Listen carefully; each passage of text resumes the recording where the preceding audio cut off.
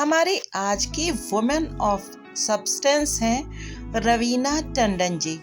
26 अक्टूबर सन 1972 को मुंबई में film director Shri Ravi Tandon और श्रीमती वीना टंडन के घर जन्मी रवीना टंडन जी अपनी पहली ही फिल्म पत्थर के फूल से बहुत चर्चा में आ गई थी।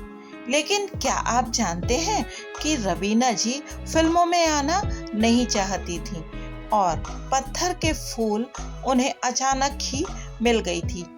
वो एड फिल्म के डायरेक्टर श्री प्रहलाद कक्कड़ जी के साथ काम कर रही थी और तभी उन्हें फिल्म पत्थर के फूल हासिल हुई। रवीना जी वो फिल्म नहीं करना चाहती थी, मगर उनके स्कूल की सहेलियों ने उन्हें बहुत इंसिस्ट किया क्योंकि वो फिल्म सलमान खान जी के साथ थी।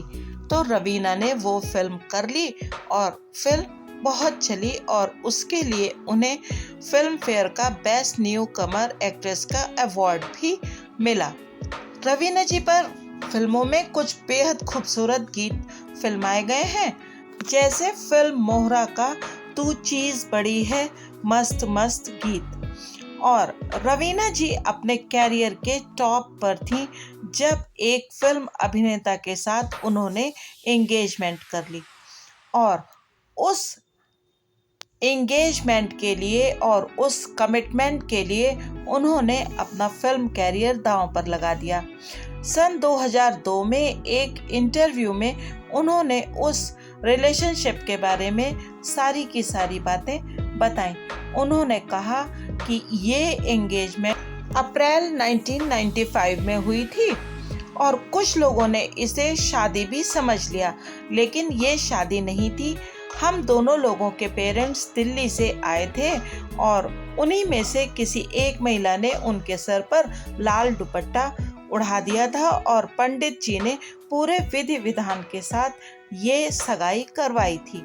लेकिन ये सगाई बहुत ज़्यादा दिन तक नहीं चल पाई।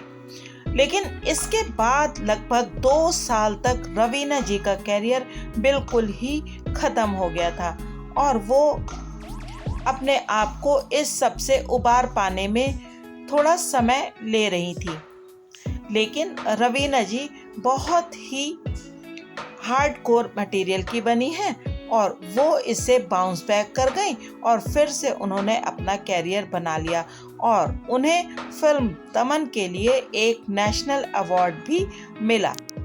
जब इंटरव्यूअर ने उनसे कहा कि एक बार जब वो लोग किसी इवेंट की शूटिंग करने गए थे और वहाँ पर मॉब ने उन्हें घेर लिया था, तो रवीना जी ने लिटरली किसी को पुश कर दिया था और उससे उस भीड़ से बच गए थे वो दोनों लोग।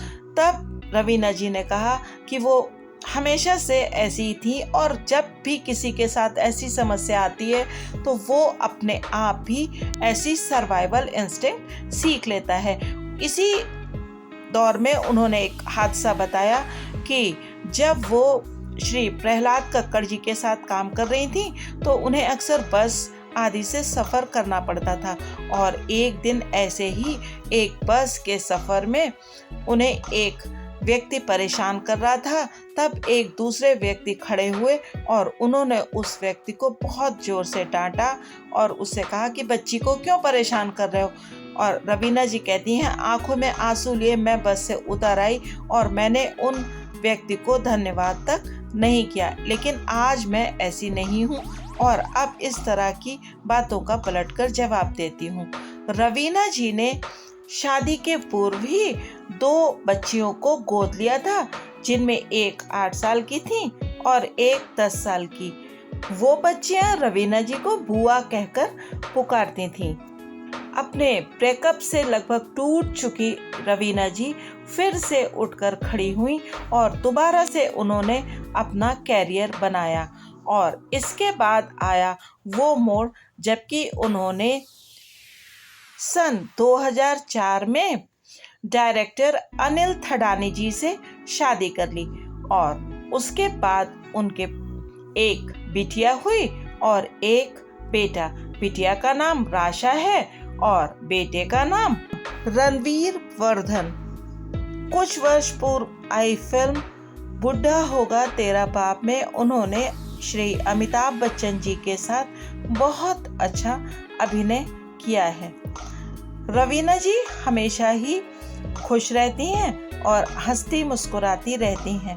उसी इंटरव्यू में जब इंटरव्यूअर ने उनसे पूछा कि इस ब्रेकअप वाले हादसे से उन्होंने क्या सबक लिया, तो उन्होंने कहा कि अगर आज मुझसे कोई कहे कि तुम अपना कैरियर छोड़ दो, तो मैं उससे पहले कहूँगी कि पहले तुम मुझसे शादी कर लो, फिर मैं कैरियर छोड़ दूंगी। और ये इंटरव्यू तब का है जब उनकी श्री अनिल थडानी जी से शादी नहीं हुई थी।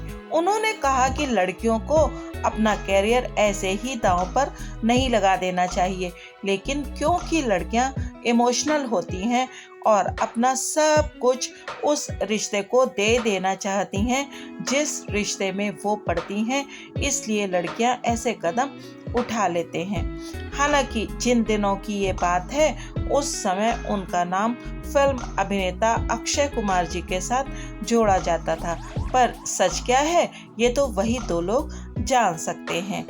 लेकिन रवीना जी जिस तरह से उठकर खड़ी हुई और आज जैसे अपना जीवन जी रही हैं, और उसी इंटरव्यू में उन्होंने कहा था कि अब हमारे बीच कोई कड़वाहट नहीं है, उससे रवीना टंडन जी बन जाती हैं हमारी वुमेन ऑफ सब्सटेंस, क्योंकि हर कठिनाई, हर रुकावट को पार करके ही तो बनती है एक महिला वुमेन ऑफ सब्सटेंस।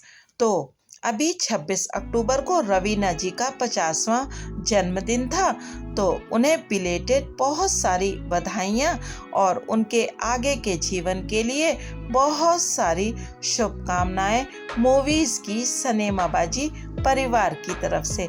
वो हमेशा खुश रहें, ऐसी ही हंसती मुस्कुराती रहें और हम सब का मनोरंजन करती रहें। Thank you very much. अगर आपको लगता है कि इस वीडियो को देखने के बाद आपका टाइम बर्बाद नहीं हुआ, तो कृपया चैनल को लाइक, सब्सक्राइब और शेयर अवश्य करें। फिर मिलेंगे किसी नई महिला के साथ और देखेंगे वो कैसे बनी हमारी वुमेन ऑफ सब्सटेंस।